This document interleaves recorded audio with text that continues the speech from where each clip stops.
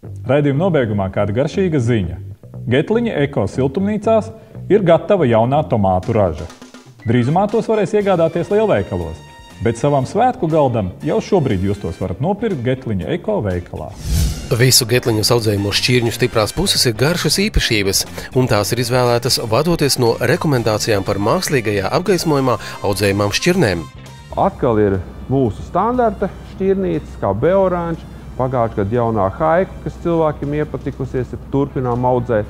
No jaunām šķirnītēm ir vērša sirds, kas ir atkal selekcijas jaunums. Viņa ir gaļīga, sviestmaižu tipa šķirne. Tad audzējām tādu Amorozo, 30–40 gramu tomātiņš sarkans. Katalogā ir viens no garšīgākiem. Un tad Managoja mēs ielikām Foronti, jo nomainījām, pagājušajā gadā bija tāda sarkanā šķirnīte. Ir tāda īpatnība, kad ir cilvēki, kas negrib dzeltenas tomātus ēst. Tad priekš viņiem, lai būtu sortimentā, mums ir kaut kas arī no sarkaniem tomātiem. Patreiz Getliņa Eko siltumnīcās ir iestādīti 24 500 augi, un vidējā nedēļas raža ziemā ir no 10 līdz 12 tonām, bet vasarā tā var būt pat 15 tonnas. Šādi ražas apjomi ir sasniegti rūpīgi veicot iknedēļas augu monitoringu. Ir iezīmēti augi, kas tiek perfekti uzskaitīti pēc lapu garuma, stublāju diametru un vispārējais. Augs ir izanalizēts ļoti daudzos parametros.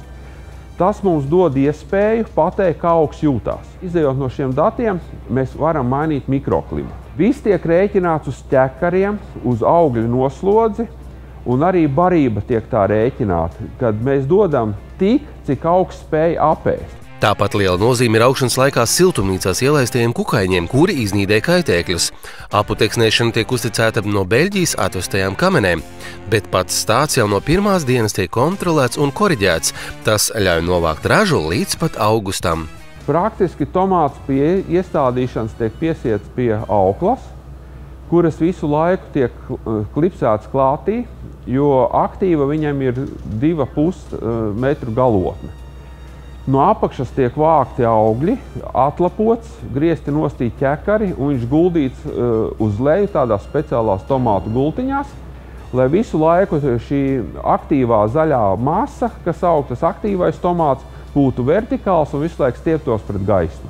Arī ķekari tiek normēti, lai katrs auglis būtu pēc iespējas pilnvērtīgāks.